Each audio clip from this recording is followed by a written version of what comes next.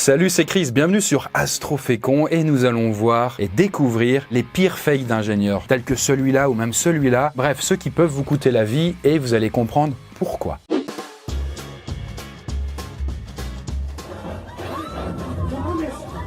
Bon, ça va, ils sont pas tombés de très haut. Ah, je suis pas surpris, moi. Mais je suis pas le mec qui sursaute, hein. Vous voyez, dans les screamers. C'est même le bâtard qui rigole. Je suis plutôt le bâtard qui rigole, oui, c'est vrai. Oh, ça c'est pas très gentil. Ce qui est surprenant, c'est que ça s'écroule d'un coup, alors que moi, j'aurais plus l'illusion de penser que si le pont se casse la gueule, ce serait, il craque, et puis il y a des lattes qui tombent petit à petit. Mais là, tu te dis, waouh, tu peux pas le voir venir, quoi. Bon, heureusement, il n'y a pas eu de mort, hein, juste 25 blessés, et 12 quand même avec des sales fractures. Et là, du coup, bah, vous imaginez, il y a eu trop de gens, la charge maximum était dépassée, et paf!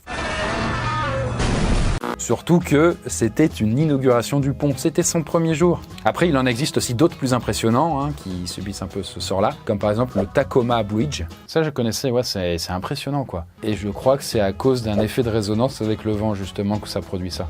Non.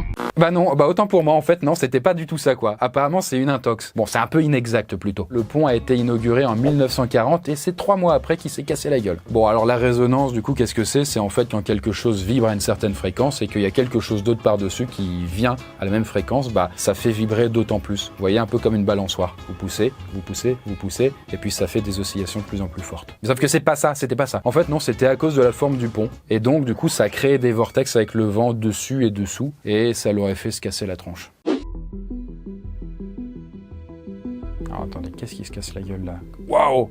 On dirait une avalanche, mais ou un glissement de terrain peut-être. Mais c'est impressionnant en fait le fait que tout se déclenche d'un seul coup quoi. Putain, c'est impressionnant, ça ressemble à de la lave, sauf que là c'est de la lave de boue, des coulées de boue quoi en fait. Bah ce que vous avez vu c'est le barrage de Brumadinho au Brésil. Il faisait 88 mètres de haut et il retenait 12 millions de mètres cubes d'eau. C'est à peu près 5000 fois une piscine olympique hein, pour vous dire. Ça je l'avais pas vu mais oui il s'est pété la gueule. Et c'est ce qui fait que du coup tout a été emporté quoi. Et là le gars que vous avez vu dans la voiture, bah il a survécu et il a témoigné à la BBC ensuite. Au début il avait entendu un gros bruit, il pensait que c'était un train qui déraillait mais non, pire que ça. Bon heureusement pour lui, la boue a soulevé sa voiture et il a pas morflé quoi, pas trop. Mais bon, tout le monde n'a pas eu cette chance puisqu'il y a eu 300 morts à déplorer. Donc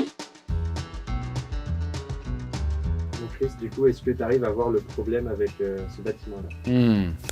Alors là, je me dis comme ça, il ressemble un peu à une voile. Il est un peu courbé, mais si le vent frappe du mauvais sens, comme une feuille, vous allez avoir le vent en fait qui va frapper là, et donc du coup, le vent aura tendance à vouloir faire s'écrouler en fait le building.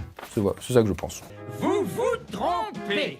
Bah autant pour moi, en fait c'était plutôt le soleil. Ok, comme on voit que c'est que des vitres, ça a une forme un peu parabolique, ça a peut-être créé une espèce de loupe géante. Ah énorme. Les ingénieurs avaient quand même prévu que même pour sa forme incurvée, il n'allait pas s'effondrer à cause du vent. Par contre le soleil il l'avait pas calculé. Et ça a fait du coup un effet loupe. Et ça a concentré les rayons là où il y avait une piscine. Et il y a un mec qui a raconté, un client, qui était à la piscine, qui avait soudain senti une sensation en fait de brûlure. Et il avait senti le roussi. En fait c'était ses cheveux qui étaient en train de cramer.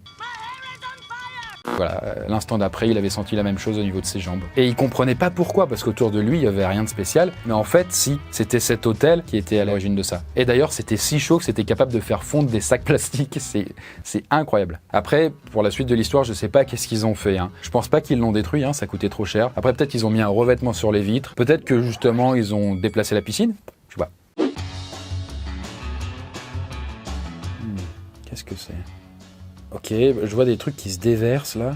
Ah, en fait, du coup, de ce qu'on voit là, c'est qu'il y a le lac Peigneur qui était situé sur un gisement de pétrole. Ok. Mais il y avait aussi une mine de sel à côté, enfin juste en dessous du lac. Et en 1980, bah, il y a la société Texaco, c'est elle qui exploitait le pétrole, hein, qui a fait la petite bêtise de faire un trou, pas au bon endroit, parce qu'ils ont percé la mine de sel. Et du coup, bah, la mine de sel, comme c'était une grotte, hein, pour résumer, c'est comme quand vous retirez le bouchon de la baignoire, tout va se vider dedans. Et donc, bah, vous avez un lac, littéralement, qui devant vous, là, est en train de se vider. Et c'était tellement grand que ça a aspiré 50 terrains de football. Et ça a mis quand même 7 heures hein, pour tout aspirer, mais c'était tellement fort que ça a même siphonné le terrain qui était aux alentours. Et donc là, vous le voyez, ça a même créé une cascade et un geyser, tellement le phénomène était hardcore. Heureusement, il n'y a eu aucune victime, mais Texaco, comme ils ont un peu merdé, ils ont été condamnés à payer 32 millions de dollars à la société qui exploitait la mine de sel. Eux, ils devaient pas être contents. Hein. C'est pas que j'en ai marre, mais je suis un peu fatigué. Ouais, bon, bah, bon fail, quoi. Ah, un zeppelin, j'adore. Qu'est-ce qu'il fait? Il y a eu un boom là.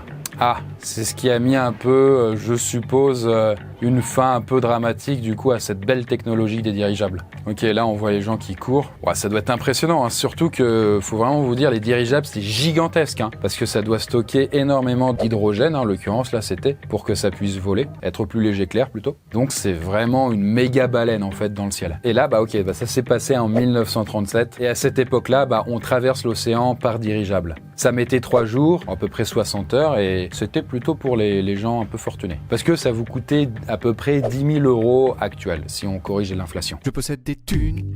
Donc c'était pas donné. Et comme bah, le dirigeable est rempli de dihydrogène, avec le diesel des moteurs, bah, ça a cramé. Parce que le dihydrogène ou hydrogène, hein, c'est que c'est un gaz qui est explosif. Petite démonstration.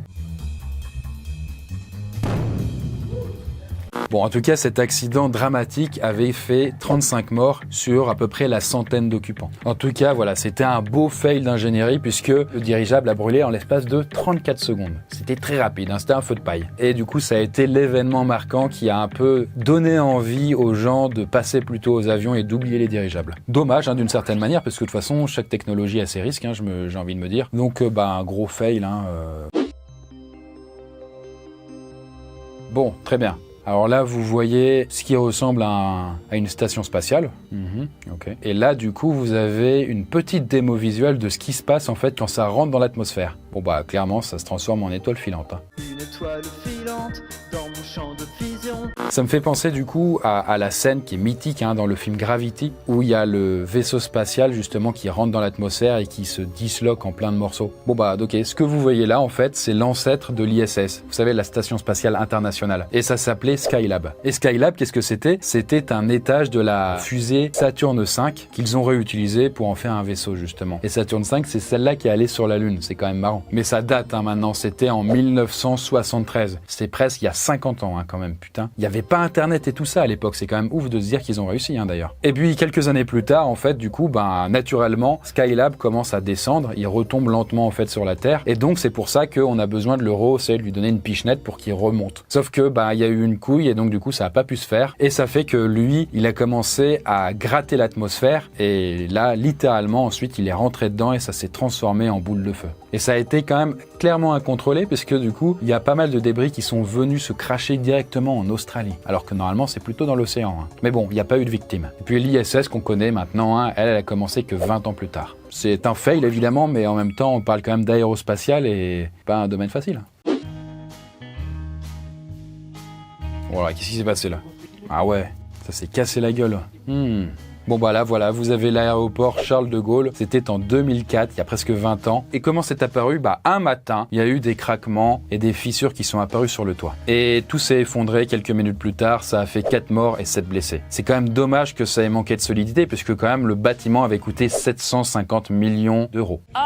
Et en fait, c'était un petit peu trop audacieux puisqu'il n'y avait aucun pilier qui retenait le toit. En fait, ils ont voulu la jouer, vous voyez, grand dôme ou les dômes des cathédrales aussi, avec la structure en fait qui se supportait elle-même. Théoriquement, ça aurait pu marcher, sauf que les ingénieurs, ils ont pas si bien calculé que ça, quoi. Ouais, grosse erreur, quoi. Ok, alors là, vous avez une reconstitution de l'événement. On voit un avion très proche du sol, vraiment très près, hein. Qu'est-ce qui s'est passé, quoi? Bon, en vrai, du coup, ça paraît con, en fait, mais les gars, ils se sont écrasés parce qu'ils ont confondu les pieds avec les mètres.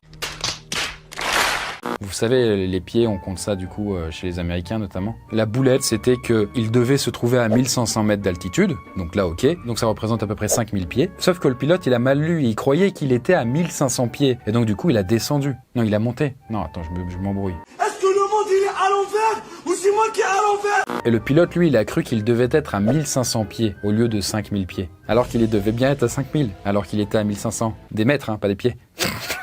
Et donc du coup ça fait que il est descendu et il est descendu à 400 mètres. Ouais, je me suis même perdu moi-même. Mais bon, vous avez compris, il s'est embrouillé, on s'est embrouillé, mea culpa. Il n'y a pas de mea culpa parce qu'il y a eu un crash très violent et du coup tout le monde est mort. Mais c'était un avion de fret, donc il n'y a eu que 3 morts. Mais il y en a eu 5 au sol quand même qui ont pris cher, enfin qui sont morts aussi, donc 8 morts au total. Alors, on sait plus, les pieds, les mètres. Putain, arrêtez avec vos systèmes impériaux là, utilisez les métriques quoi.